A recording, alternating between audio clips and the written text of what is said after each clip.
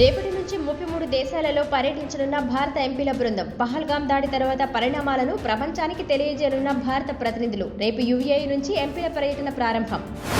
CM Chandrababu అధ్యక్షతన ముగిసిన cabinet సమావేశం. హైదరాబాద్లోని శ్రీ పొట్టి శ్రీరాములు తెలుగు విశ్వవిద్యాలయాన్ని ఏపీకి తరలించేందుకు గ్రీన్ సిగ్నల్. ముత్తుకూరులో ఏపీ ఐఏసీకి ఉచితంగా 615 ఎకరాలు ఇచ్చేందుకు కేబినెట్ ఆమోదం.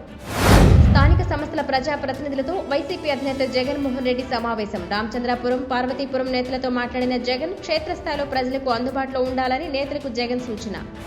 సింగపూర్, హాంకాంగ్లలో పెరిగిన కోవిడ్ కేసులు. భారత్లో కోవిడ్ కేసులపై అప్రమత్తమైన కేంద్ర ఆరోగ్య శాఖ. కేరళ, మహారాష్ట్ర, తమిళనాడులలో కొత్త కేసులు నమోదు.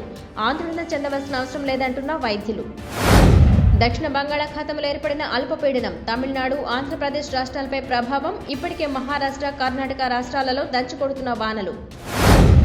ఏపీ మద్యం కేసులో నిందితులకు రిమాండ్ గడువు పొడిగింపు. విజయవాడ ఏసీబీ కోర్టుకు వచ్చిన నిందితులు కృష్ణమోహన్ రెడ్డి, ధనుంజయ రెడ్డి, చాణిక్య, దిలీప్, గోవిందప్ప. మరోసారి రిమాండ్ పొడిగిస్తూ తీర్పిచ్చిన విజయవాడ ఏసీబీ కోర్టు. ఉగ్ర కదలికలపై అప్రమత్తంగా ఉండాలని చెప్పారు AP deputy CM Pawan Kalyan. ఈ మేరకు సీఎస్ డీజీపీలకు లేఖ రాసిన పవన్ ఏపీలో గట్టి నిఘా పెట్టాలని సూచన.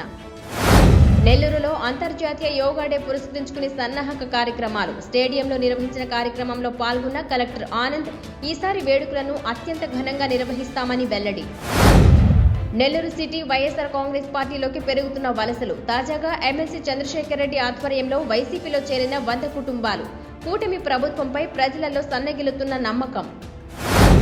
ఉదయగిరిలో గుప్త నిధులు తవ్వే వ్యక్తిని పట్టుకున్న అటవీ శాఖ అధికారులు. పరారీలో ఉన్న మరో 2 వ్యక్తుల కోసం ముమ్మర గాలింపు. కేసు నమోదు చేసిన పోలీసులు.